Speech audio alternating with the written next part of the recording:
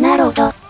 農業の収穫がうまくできずイラッとして隣の領土を侵略した我らがパンツ村。そしてここからは 0.7.965 ベータパッチ。いろいろ仕様変わってそうだけど村づくり頑張るぞー。アプデで気分一新ということで、久々に村の前景をなんとなくご紹介。真冬にやるなよミニキーだろ。アプデしたタイミングがちょうど年明け1月だったんだよ。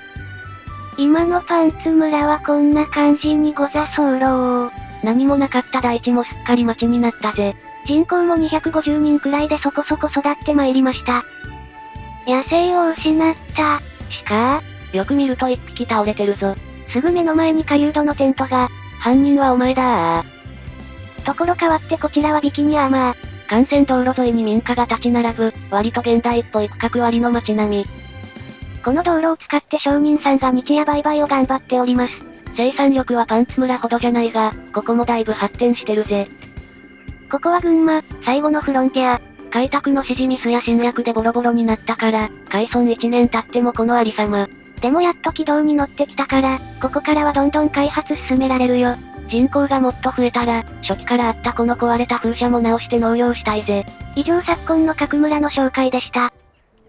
地方、前回最後にゲットした土地、農業に適しておらず、農業したくて土地奪ったつもりがこれ以下に。もはやこの世界、私に農業させる気がないのでは？所有してる土地ことごとく真っ赤で草。傭兵隊にお金を払いましたこれアプデで修正入ったはずなのに。バグが発生しない修正がされたけど、過去に発生した分はそのままなのかもな。そんなアプデで年間王室税なるものも追加され、王にお金を納めないといけないらしいので、国庫に貯蓄するため、ビキニアーマーでも地下税を導入。王室税は開始5年後から、今から少しずつ備蓄だぜ。アプデで色々修正されてるっぽいけど、大きく変わったのは交易所。国外交易のチェックみたいのついてるけど、まあようわからんしそのままで。金になるなら好きなところで売れの精神。そういえば群馬にも交易所ができたので、豊富な資源のベリーを輸出。群馬の資産はこれでゼロ、コツコツ稼いで投資するぞ。伐採が進み森が遠くなってきたので、林業関係を年度の近くにお引っ越し。がっつり伐採で大地を切り開くのだ。今年も懲りずに輪作設定で農業にチャレンジ。大麦の肥沃度 40% か、今年こそ収穫までこぎつきたいもんだぜ。ああ子羊たちが群れになってて可愛らしい。これもアプデで変わったらしいぜ。修正箇所が多すぎて把握しきれないけど、こういう細かいの嬉しいね。だな。てかこれ何年で大人になるんだろ。大人にならんと怪我かれん。リアルなら1年あれば大人になったはず。しばし様子見だな。順調に開発されてたビキニアーマーで問題発生。村の端だと物はあるけど需要が満たされない。市場が遠すぎるんかな？とりあえず新たな市場の区画を作って、倉庫を併設して様子を見るよ。在庫が4000近くある町すら文句言われてるから、これで解決しないと面倒そうだ。そういえばビキニアーマーでもうっかり間違えてレベル3の家が登場。おい。物資は十分だから市場の近くとかもうちょっとレベル上げてきましょ。でレベル上げた家は家具屋にして、各種建てと工具を作って輸出打つ。てかすでに村の共有財産が4000超えてるけん。アプデで価格変動がリセットされて一気に稼げたのかな？前より稼ぎやすいな。傭兵隊にお金を払いました。山賊の中抜き。こらー。季節は春になり群馬ではベリーの収穫が再開。お、久々の開発ツリーか。年度の無限採掘も欲しいけど、開発スピードを上げたかったので森の番人を解放。これでベリーの最大量が256にアップ。そうそう編成にも修正が入って従者と民兵混成で合計6部隊から、従者民兵6部隊に変わったので、群馬にも邸宅を建てて従者を増やすよ。編成できる部隊数が増えた。王室税のために貯蓄したけど、支払いまだだったので一気にビキニの騎士を増員。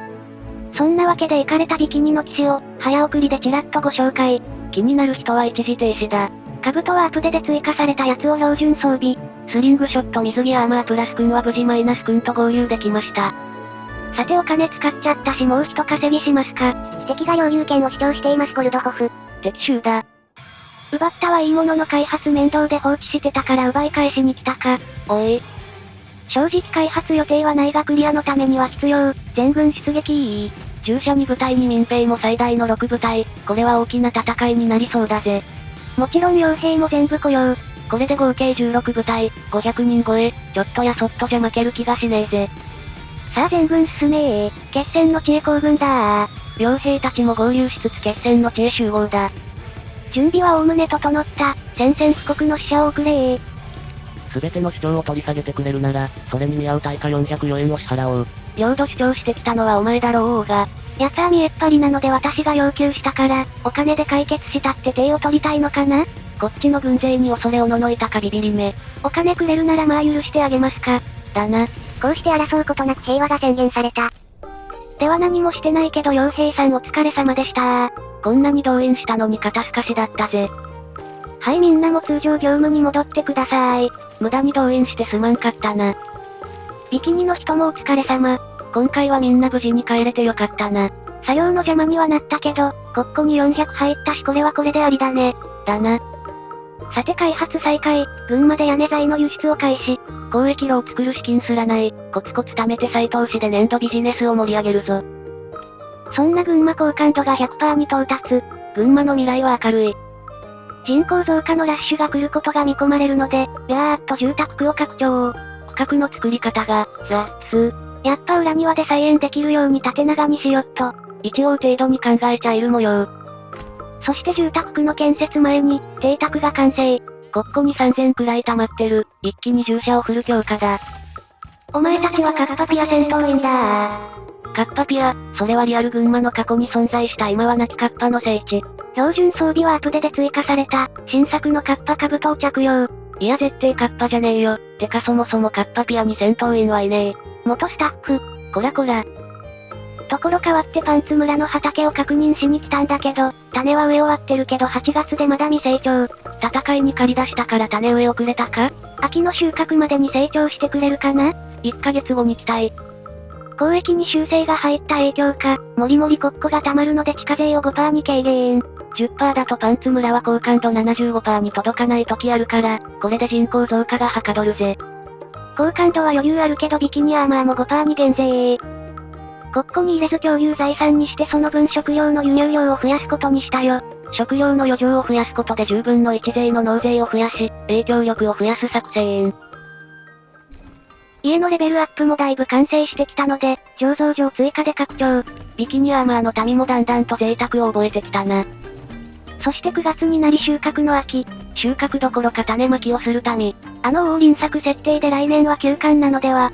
こいつら何も考えてなさそう。自動化したくて輪作にしてるのにこの手たらく、もう輪作なんかやめだー。今年も失敗。きっとこの畑がバグってるんだ。全部ひっぺがせー。怒りのままに畑を破壊だ。そして畑を指定し直したら、すでに種がまかれたような跡が。しかも肥沃度上がってるおまけ付き。もう何が正解かわからん。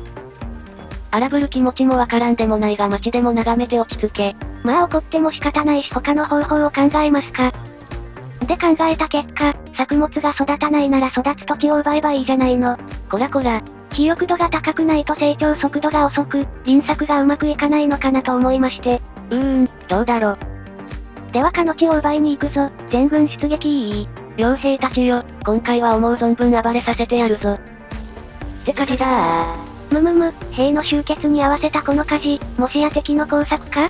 消火活動する村人が足らん、小屋焼け落ちるな。後日消防調べで雷のものでした。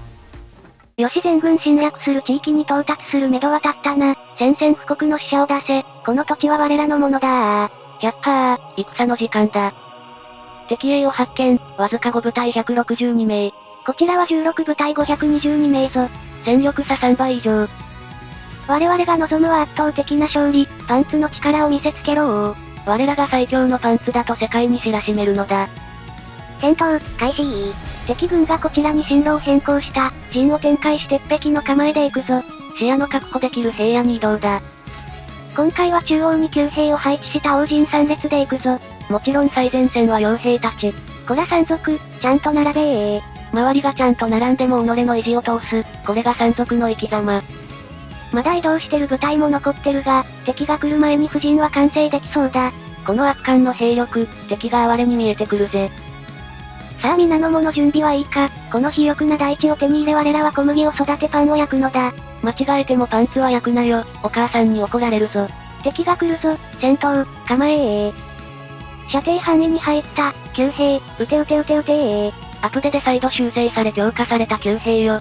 復活したその力を我らに示せ。ある程度なら局射もできる。味方に当てないよう援護射撃を任せたぞ。3列目にいるパンツ級兵も攻撃を開始。なかなか有効射程も長いようだぜ。弓無双だー。結果級兵の集中攻撃を受けたと思われる敵の主力の従者が、歩兵とぶつかり速攻解けた。一歩も動かずこの戦果。敵は十分に弱っている。一気に畳み込むぞー。左翼前進、中央も応戦ってもう敵壊滅だと？人当てで敵主力が消えた。圧倒的火力。では中央の部隊も左翼の援護に向かえ。陣を介して背後から敵の山賊が旧兵を狙っている。槍兵よ、旧兵のカバーに入れ。ほとんど初期位置から移動してないのに、もう勝敗決したみたいになってきたぜ。旧兵の援護射撃がいい感じ。敵の歩兵が1部隊壊滅した。これで残る敵はあと3部隊。残りの歩兵もうちの従者が応戦してるし、もう時間の問題だぜ。敵の援護射撃がちょいうざい。歩兵消滅。残るは敵山賊と旧兵のみ。山賊は数も少ない。一気に押しつぶせー。旧兵も的となる敵部隊が減って狙いが定めやすかろう。一斉戦車だー。うわ一瞬で解けた。150人近い旧兵の一斉射撃、わずか18名の山賊相手じゃオーバーキルだったな。これで残すは敵旧兵のみ。いっけー、おい首じゃー。はっはっは、敵を倒して手柄を手に入れるのだ。走れ、逃がすなー。うひー、おっかねー。助けてくれー。うわー。待てー。敵逃走。勝利ー。どうだ我らの実力を思い知ったか、勝ち時をあげよ。あったどー。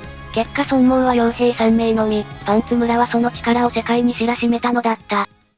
では肥沃な大地を求め戦い圧倒的勝利を収めたところで今回はここまで。面白かった。続きが気になると思っていただけたら、チャンネル登録高評価、よろしくお願いいたします。励みになります。農業は失敗続きだが戦い続け順調に領地を広げるパンツ村。果たしてこの地に豊かな農村を開発することができるのか？気になる方はチャンネル登録がおすすめなんだぜ。ではまたお会いできることを願って。じゃ、またねー。